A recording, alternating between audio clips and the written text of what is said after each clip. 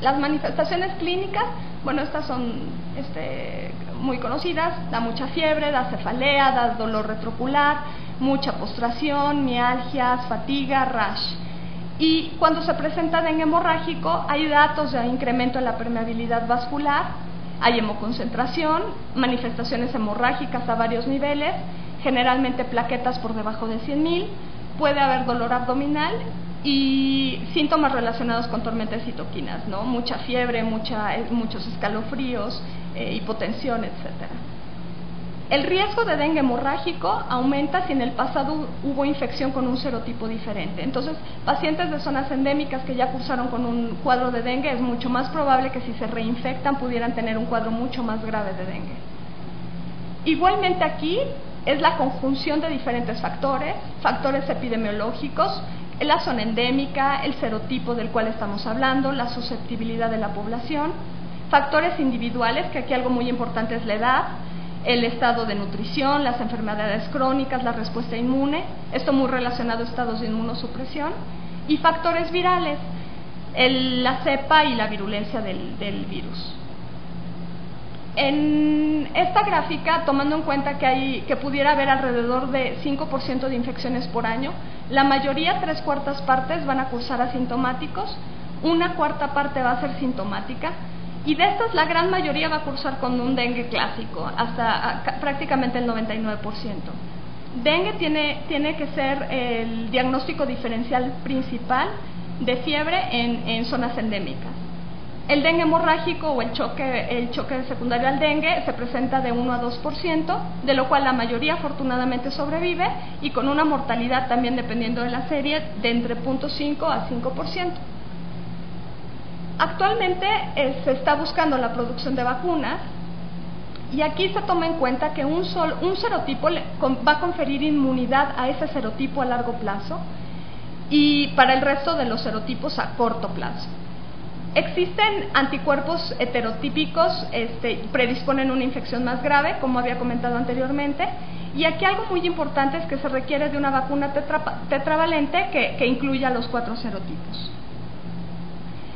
La vacuna se produce con virus vivos atenuados, y aquí lo que más preocupa es que en población con una inmunidad preexistente pudiera causar dengue hemorrágico. Hasta ahora hay estudios fase 1 y fase 2 por 2 compañías farmacéuticas, y se utiliza un esquema de 3 aplicaciones a los 0, a los 6 y a los 12 meses. Hasta ahorita los efectos han sido leves a moderados y transitorios, menores de 3 días, y el plan es vacunar a población de regiones endémicas y a militares. En estudios realizados en México, se encontró que con la vacuna hubo una seroconversión del 77 al 92% en población de 2 a 45 años y alcanza hasta el 100% en niños pequeños de 2 a 5 años. Como tercer punto, me pidieron que hablara como de antibióticos actuales, de lo cual prácticamente se habló muy poco específicamente en el Congreso. Hubo una plática únicamente para aminoglucósidos.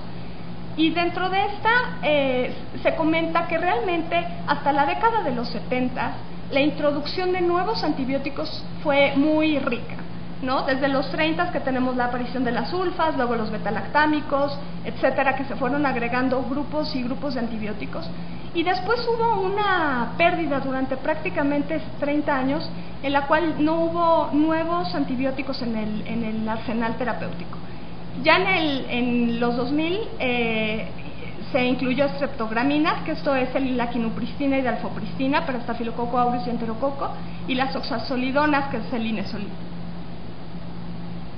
Igualmente, los antibióticos aprobados ya en los últimos 25 años, aquí tenemos que, por ejemplo, en estos 4 años se aprobaron casi 16 antibióticos, y cómo ha ido disminuyendo conforme pasa el tiempo, siendo que en 2003-2004 realmente hubo la aprobación únicamente de 2 nuevos antimicrobianos. Dentro de la historia importante de los aminoglucósidos, bueno, la streptomicina, que fue el primer aminoglucósido sintetizado en 1944, utilizado prácticamente en combinación para el tratamiento de tuberculosis y de endocarditis por estreptococo viridans y enterococo. Todo cambia con los aminoglucósidos cuando se introduce la gentamicina, mucho menos tóxica, esto en 1969, y actualmente en Estados Unidos y en México se cuenta con estos aminoglucósidos, amica, genta, strepto y tobramicina, de los cuales utilizamos mucho más frecuente los dos primeros.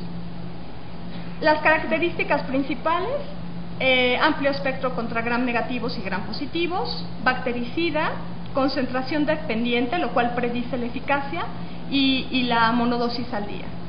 Y esto es porque con una sola dosis alcanzamos niveles séricos muy altos de aminoglucósidos, los cuales más o menos nos duran poco menos de 12 horas.